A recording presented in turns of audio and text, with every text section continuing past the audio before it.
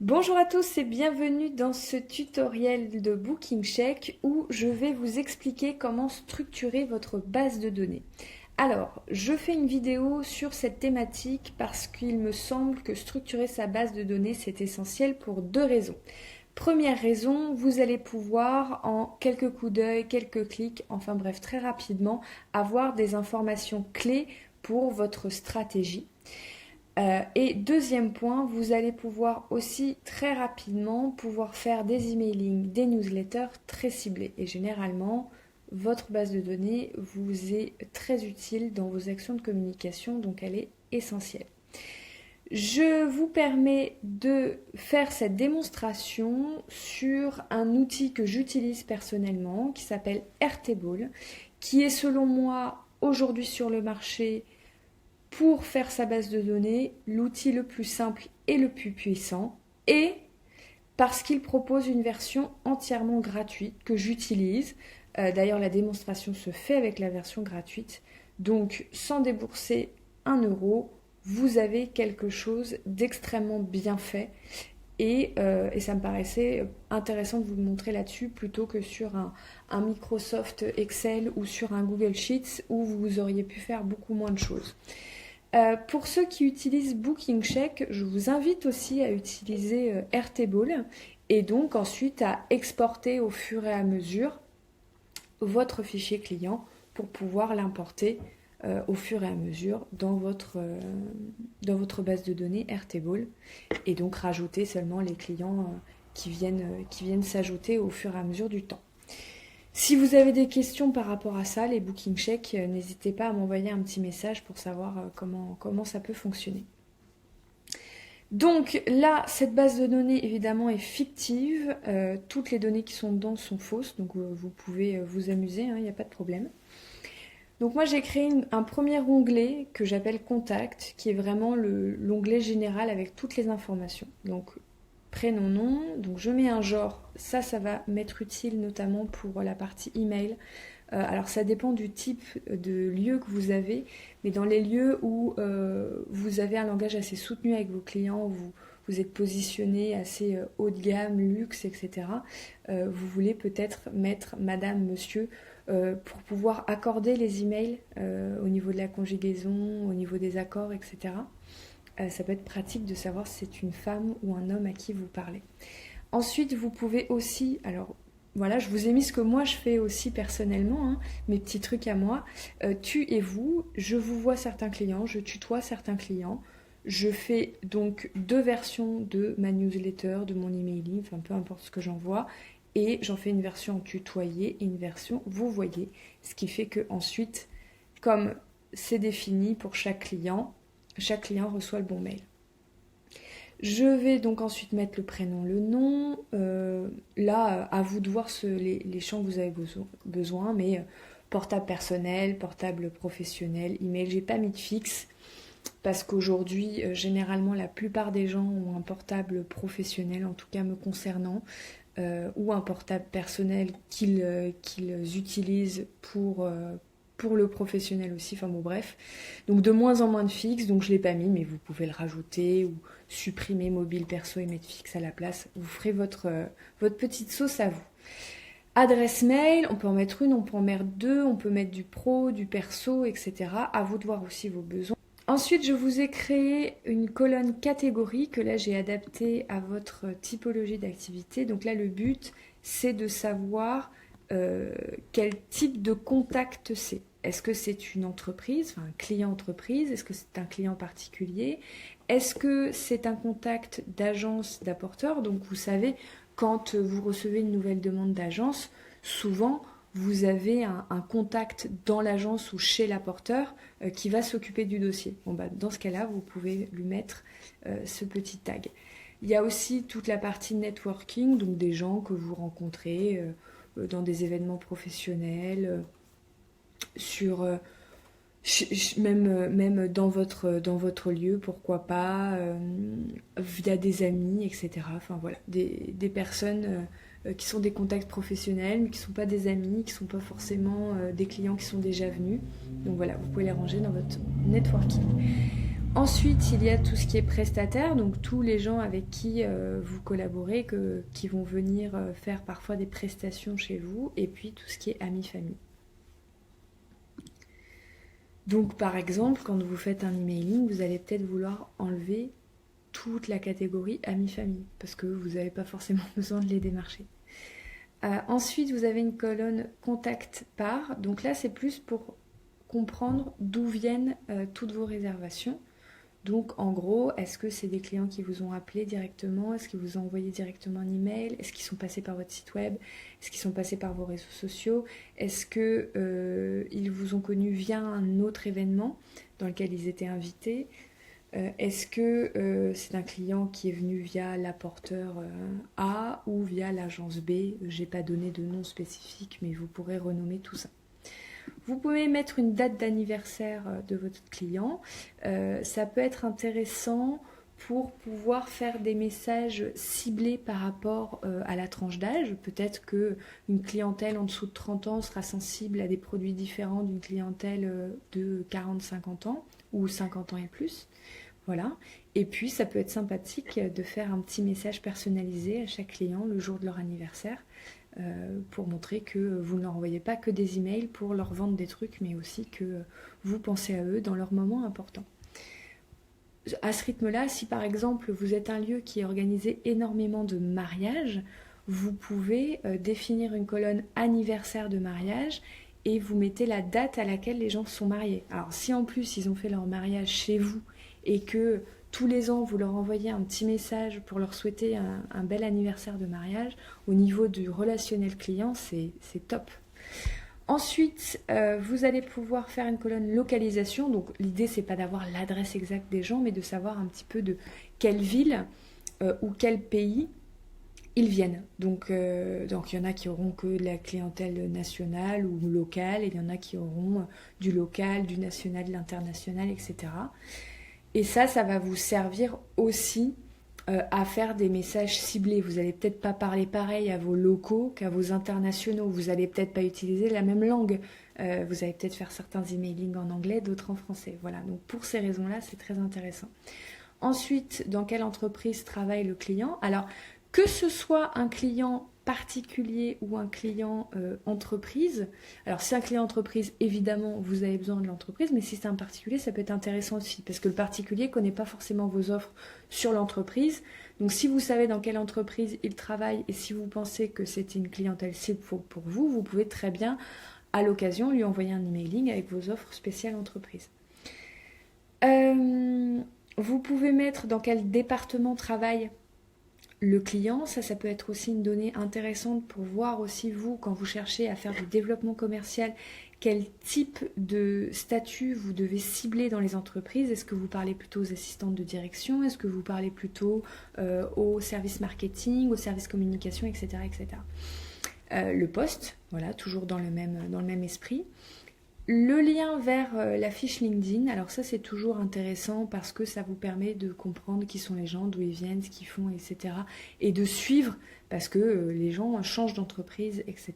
Donc comme ça, si vous avez l'impression qu'une signature client a changé, vous pouvez aller vérifier le profil LinkedIn et faire les mises à jour dans votre base de données. Vous pouvez mettre ici le chiffre d'affaires apporté par le client. Donc combien est-ce qu'il a signé chez vous? Et puis les notes générales de ce client. On peut même ajouter un système de notes si vous le souhaitez. Donc par exemple, je vais le faire avec vous. C'est une note interne, c'est vous qui allez noter le client. Voilà. Et on va faire un choix à sélection unique. Et on va mettre par exemple, et là on peut utiliser les petits emojis, c'est plus parlant. Donc par exemple, on peut mettre des étoiles. Hop, où sont mes étoiles? Voilà, donc pour dire que c'est un client VIP. Après, on peut mettre une petite main qui dit bonjour pour dire que c'est un nouveau client. Et puis, on peut mettre un petit emoji comme ça pour dire que on ne sait pas trop parce que c'est un client avec qui parfois c'est compliqué, mais en soi, il n'y a jamais eu de gros problèmes. Voilà, etc., etc. Et ensuite, on viendra mettre la bonne catégorie à chaque client. Voilà pour la partie générale. Alors, je vais vous montrer maintenant quelque chose de très intéressant. Vous allez pouvoir créer des groupes. Donc là, par exemple, vous dites, tiens, ce serait super si je pouvais voir combien de chiffre d'affaires m'a rapporté chaque entreprise. Donc, je vais aller. Donc, je vais dire, je me trie toutes mes données par entreprise. Voilà. Donc là, vous voyez que c'est en train de se ranger par entreprise. Ils vous disent, dans la catégorie Bank of England, vous avez une seule personne. Mais par exemple, Buddha Script, j'ai 2 personnes. Et là, quand je vais aller sur la partie chiffre d'affaires, vous voyez que ça me crée une somme. Donc si j'avais mis le chiffre d'affaires, et là on va mettre, voilà, eh bien je verrai que sur l'entreprise Buddha Script, jusque-là, ils m'ont rapporté 14 500 €. Donc pareil, en fonction du CA que vous apporte un client, eh bien vous pouvez décider d'y passer plus ou moins de temps, de faire des choses plus ou moins personnalisées, d'envoyer des petits cadeaux, des petites attentions, etc. Voilà, de prendre soin de votre relation client. Ça, c'était pour vous donner un exemple, mais on peut faire toutes sortes de tri, et c'est là où Airtable devient très intéressant. Donc là, j'avais trié par entreprise. Je peux aussi me dire, tiens, quelle est la source de contact qui génère le plus de réservations parce que j'aimerais savoir où est-ce que je vais mettre de l'argent. Allez. Donc on dit, là maintenant, j'aimerais qu'on me trie tout ça par type de contact.